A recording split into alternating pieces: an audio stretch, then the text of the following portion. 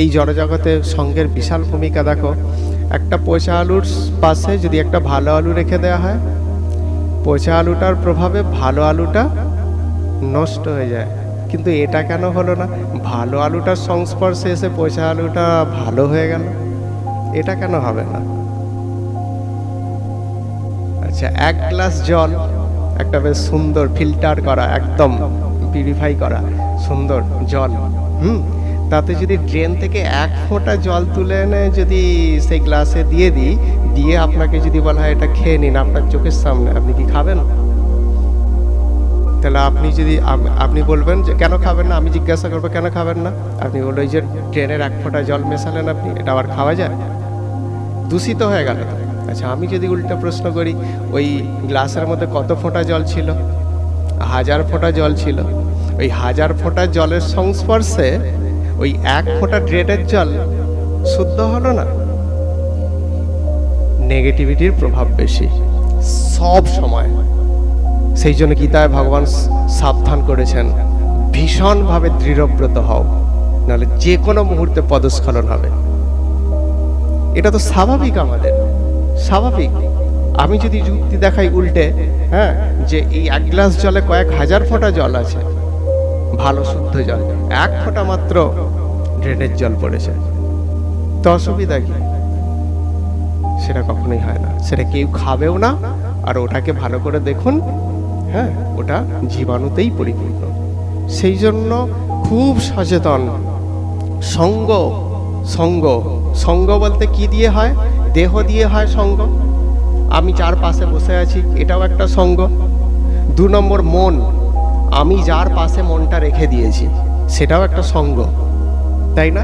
অর্থাৎ যা চিন্তা করছি, আমি বসে আছি সৎসঙ্গে, কিন্তু চিন্তন করছি অসৎ কোনো ব্যক্তির, সে আমাকে এই প্রস্তাব দিয়েছে, সেই অসৎ কোনো চিন্তা করছি, তাহলে আমার সৎসঙ্গের কোনো ভূমিকা নেই। আমার উপর প্রভাব ফেলবে কোনটা? এই সৎসঙ্গ নয়, প্রভাব ফেলবে সেই চিন্তনটা। সেই জন্য ভীষণ ইম্পর্টেন্ট এটা, যে ভীষণভাবে নিজেকে সচেতন থাকতে হবে যে আমি যেন সঙ্গটা ঠিক করি। সঙ্গ দেহ দিয়ে সঙ্গ হয় যেটা, সেটাও, আর তার সঙ্গে সঙ্গে কি না, মনের সঙ্গ। আমি মনটা কোথায় রেখেছি, কার সঙ্গ করছি। সেই জন্য অনেক আছে, অনেক মানুষ আছে একবারে ভীষণভাবে উৎসাহী যে আমরা ভক্তিযোগ অনুশীলন করব, ভীষণভাবে উৎসাহী, কিন্তু পরবর্তীকালে তাদের টিকিটাও দেখতে পাওয়া যায় না। কেন? কুসঙ্গের দ্বারা প্রভাবিত হয়ে। কুসঙ্গ কোথায় থাকে? ঘরের মধ্যে থাকে, পাড়া প্রতিবেশী রূপে থাকে, আত্মীয় স্বজন রূপে থাকে, সব জায়গায় কুসঙ্গ। কে তোমাকে সুযোগ দেবে? কেউ দেবে না। তুমি কার, কে তোমার, এইটা চিন্তা করো। তুমি কার কথা শুনবে? যে তোমার নয় তার কথা, নাকি যে তোমার তার কথা?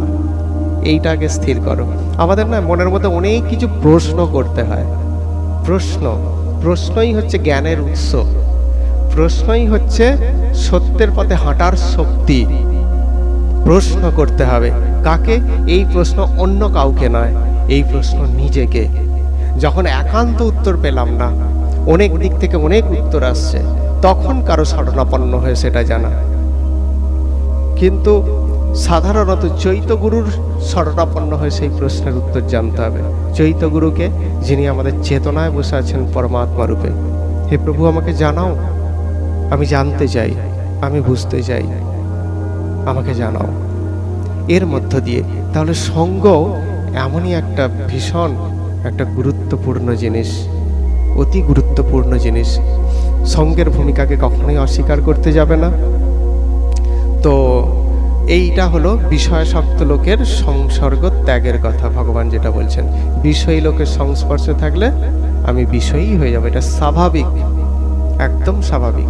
বিষয়ী লোকের সংস্পর্শে থাকতে থাকতে আমি একদিন বিষয়ী হয়ে যাব। কিন্তু সেটা যাতে না হয়, তার জন্য আমাদের তাদের সঙ্গ ত্যাগ করতে হবে। তাদের সঙ্গ ত্যাগ বলতে তাদের মুখের দিকে তাকাবো না, তারা এই রাস্তা দিয়ে হাঁটছে দেখে আমি এই রাস্তা দিয়ে হাঁটবো, এমন নয়।